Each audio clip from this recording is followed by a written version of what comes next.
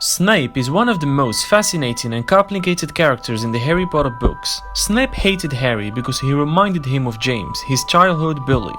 But following the death of Lily, Snape swore to protect Harry from the Dark Lord, honoring Lily's sacrifice, because Lily is the only one that made his childhood shine, and her friendship was one of the best things in his life. Snape risked his own life every day for years, spying on Voldemort and being a double agent for Dumbledore in order to save Harry. Nothing can be more heroic and self-sacrificing than that. That's why in today's video we'll take a look at all the times Snape directly and indirectly saved Harry, from the Philosopher's Stone till his last breath in the Deathly Hallows.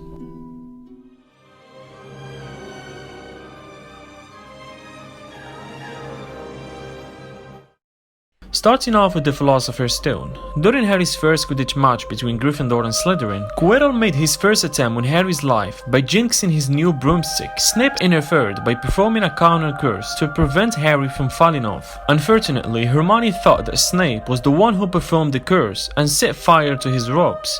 Luckily, she accidentally knocked Quirrell over.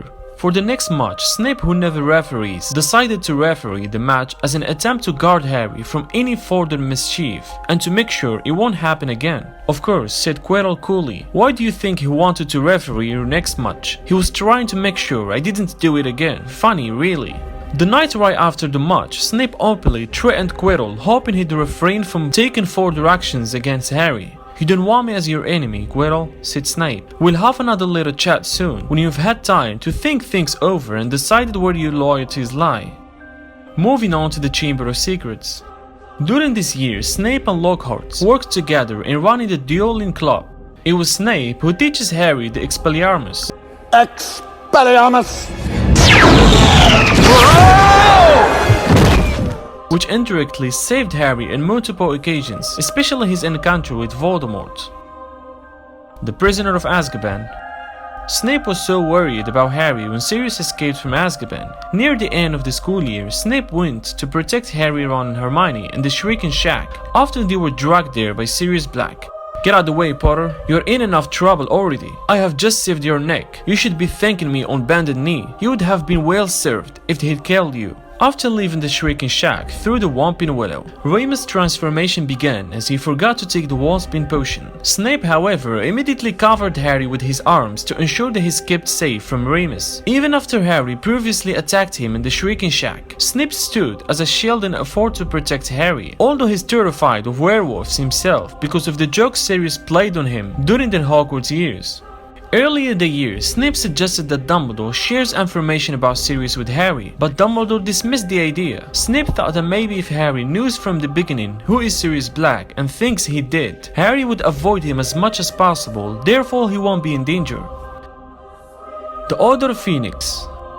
Snape tried to teach Harry acclimacy during Harry's 5th year, and even when it failed, he gave him honest and important advices. Snape knew the importance of Harry needing to block Voldemort from entering his mind and controlling it. Later on, when Umbridge caught Harry and the others in her office, she asked Snape to make Veritaserum in order to interrogate Harry. Snape purposely delayed the process of making the potion in an effort to slow down Umbridge, and later he gave her a fake Veritaserum. It was he too who gave Professor Umbridge fake Veritaserum when she was attempting to force you to tell of Sirius' whereabouts. Snape also pretended that he didn't get what Harry was saying about Padfoot and dismissed it as if it's something not important. "Harry, you know that Professor Snape had no choice but to pretend not to take you seriously in front of Dolores Umbridge, but as I have explained, he informed the Order as soon as possible about what he had said. It was he who deduced where you had gone when you did not return from the forest." Snape also got worried when Harry didn't get back from the forest. He went there himself and searched the forest for him for hours until he deduced where he had gone. The Half-Blood Prince. When Harry was dueling with Draco in the bathroom, Harry cursed him with the spell Sectum Sempra. Luckily, Snape arrived at the right time. He healed Draco from the curse, saving not only Draco's life, but also Harry from becoming a murderer, as Draco could have died, which would cause a lot of trouble to Harry, and he would face a severe fate. Although Snape surely recognized that spell, he pretended that he didn't know that Harry got hold of his own potions textbook, allowing him to cheat and pass advanced potions, and to use it whatever purpose it might suit him.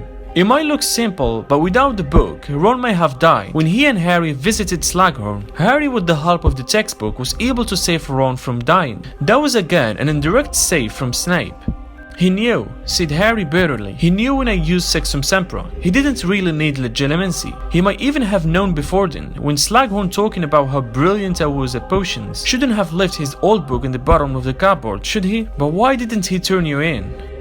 When Hogwarts was under attack by the Death Eaters, Dumbledore asked Harry to fetch Snape for him. Before Harry could leave, Draco arrived and disarmed Dumbledore, but he couldn't commit the murder. Snape arrived shortly after that and told Harry to remain silent, so the Death Eaters do not become aware of his presence. After Snape killed Dumbledore, the enraged Harry chased Snape. Snape easily deflected Harry's attacks instead of fighting back. Snape also reminded him of the importance of closing his mind while he's still pretending he's working for Voldemort. Blocked again and again and again until you learn to keep your mouth shut and your mind closed, Potter. As Harry got attacked by Bellatrix, Snape literally rose for it to stop right away.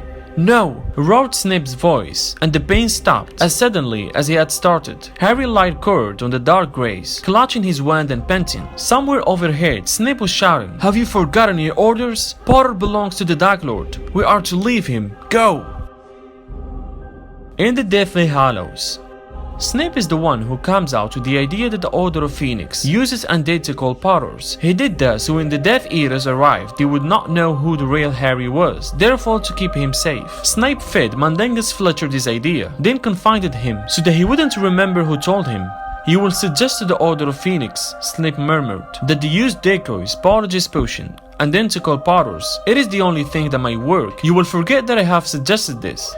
Snape even took part in the battle to ensure Harry would be safe. A Death Eater moved ahead of Snape and raised his wand, pointing it directly at Lupin's back. Snape tried to stop him and casted Sextum Sempra, but the spell intended for the Death Eater's hand missed and hit George's ear instead.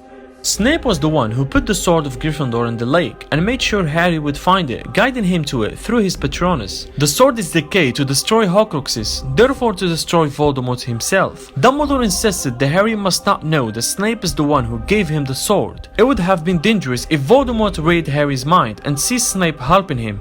When Snape was summoned by Voldemort to ask him about the Elder Wand, Snape remained silent about Voldemort being unable to become the owner of the Elder Wand. He knew its owner master but didn't reveal anything in order to give Harry a chance to kill him, even if it means his own death. He could have been able to save himself, but he chose not to tell Voldemort that he was making a fatal mistake in targeting Harry. Snape's silence ensured Harry's victory, and finally, before his death, he gave Harry his memories to pass on Dumbledore's last message and make sure he knows how to defeat Voldemort.